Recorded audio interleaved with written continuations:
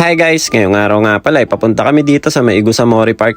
Eto na naman kasi yung isang pagkakataon para magtipon-tipon yung mga Pilipino dito at makakain na naman tayo ng mga Philippine food. Dito kasi ginanap yung Balik Saya with Sparkle, tapos may mga GMA artist na din guys. Crush kasi ata ni Mami Cherry si Ruro Madrid kaya inaya niya ako pumunta dito Pagkadating nga namin dito, wala pa naman masyadong tao kasi dumating kami dito, mag-aalauna pa lang ata. Gutom na nga rin kami sa mga oras na to kaya inaya ko na agad si Mami Cherry bumili ng pagkain habang wala pang masyadong tao. Well, pwede pa utang? Pwede. Madaming ang pagkain dito guys, pero dito namin napili kay Ate Ayaya. Dito kami umorder ng chicken at saka ng palabok. Sobrang dami kasi nagtitinda dito guys, nakakalito, hindi mo alam kung saan ka magpupunta. At eto na nga yung unang-unang binili namin na pagkain guys. So may dalawang chicken, may lumpia, tapos ito yung may halo-halo. Tapos ito pa yung isang pagkain na namiss ko guys, yung palabok talaga, paborito ko kasi ito Bale ayun na nga guys, pagkabili nga namin ng pagkain, naganap muna kami ng pwesto na pwede namin makainan. Wala kasi masyado maupuan dito, meron naman mga bench kaya lang meron mga nauna kaya no choice tayo, naganap na lang kami ng pwedeng lapagan na itong pagkain tapos dito na lang kami kumain sa gilid.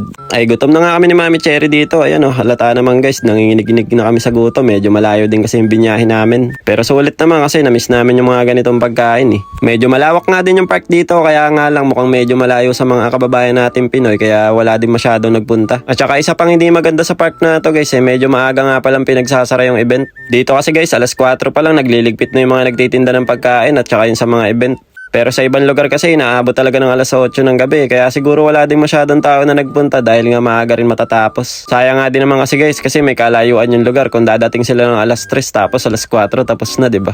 Tuwan-tuwa nga si Bochog kasi minsan lang makakita ng maraming tao yan Buti na nga lang din nakisama si Bochog kahapon guys, hindi masyadong tinoyo. Hindi nga ako masyado nakanood ng event kahapon guys kasi nagbantay ako ng mga bata, naglaro kasi si Sauri at saka si Seichi dito. Pero okay lang din, napansin din namin na parang naiinip sila dahil nga hindi naman pambata yung mapapanood nila sa stage Bale, ito na nga pala guys yung mga nag-perform na artista kahapon. Nandito sila Arnel Ignacio, Ruro Madrid, sila River Cruz, Julian San Jose, Jillian Ward, tapos si Bianca Umali. Yung iba guys, hindi ko na natandaan yung pangalan Ay, ito pala guys, si Kuya Betong pala tong kumakanta na to. Kahit paano pala natatandaan ko naman. Bale, yung iba guys, hindi na natin i-voice over para marinig nyo naman.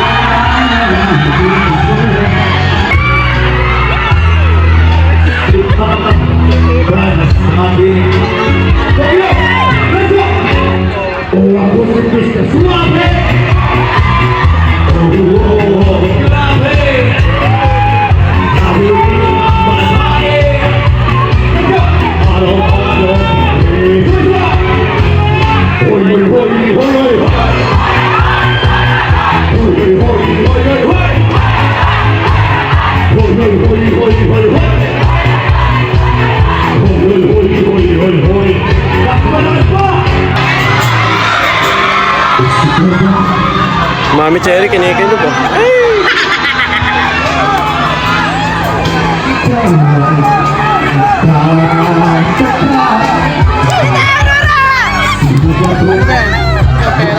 Bagay mo. Walang pera?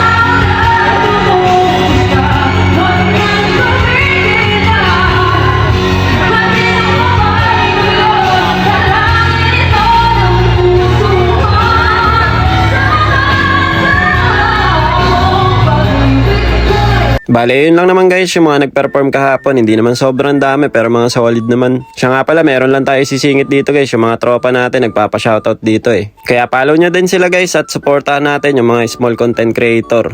Shoutout nga pala kay Dexter Vlog. Yes. Kung gusto nyo na rin mag-follow sa akin na Roel TV in Japan, no? Follow na rin kayo. Yo. Guys, nandito lang kami ngayon sa may Ligo. Liguan to? Ligo, sardines. Ligo Sardines. Sige, Ayan, enjoy. Paki-subscribe nyo na lang si Oldex. Tapos, Junijay Tattoo. Peace out. Shoutout din pala sa mga tropa natin dito guys, sa mga nakakilala sa atin at saka mga nagpa-picture din. Salamat sa suporta mga boss, mag-iingat kayo palagi sa trabaho nyo. Alam ko yung trabaho nyo medyo mahirap kasi lahat tayo dito nag-gegenba eh. Kayo lang din naman guys yung dahilan kung bakit kami nagpapatuloy sa pagbablog eh. Kasi kahit sa simpleng video lang namin ay inspire kayo na magsipag sa trabaho, na-inspire kayo sa mga pamilya nyo. At sa mga tao naman guys na gusto magpa-picture pero nahihiya, sana next time wag na kayo mahiya kasi minsan lang tayo magkita-kita eh. Wala naman problema sa amin kung gusto nyo magpa-picture, wala naman bayad, tapos hindi naman kami nangangagat eh. Pagkatapos nga pala mag-perform ng mga artista guys, eto, dumiretso na ulit kami sa mga pagkain. Naganap naman kami ng pwedeng mamerienda dito. Pinalikan nga natin yung tropa natin dito, si Idol Kajutay at saka si Potato Chicks. Nagpa-takeout na rin ako ng 3 balot, bali sa bahay na namin kinain yan. Tapos ayan, nagtagay na rin kami ng Red Horse guys. Ayan, ang dami nyo kasi nagre-request na tumagay daw ako ng Red Horse. Kasama rin pala natin kahapon si Kuya JP in Japan, kaya lang wala si Idol Lupi at saka si Sugoyne. Busy kasi sila dahil meron silang event or ibang pupuntahan. Tapos ayun, nagpa-takeout na rin ako dito ng mga kakanin kasi medyo mura na yung presyo niyan guys eh pagdating ng hapon. Nakita ko rin si Idol dito, si John Senpai, ano, nag-selfie muna kami dito tapos nagtagay ulit kami ng Red Horse guys.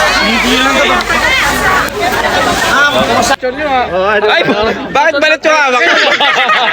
Medyo tinamaan na nga tayo sa mga oras na yan guys eh. Yung kinakampay ko sa kanila, balot na pala eh. Mga batang Red Horse. Red Horse, baka naman.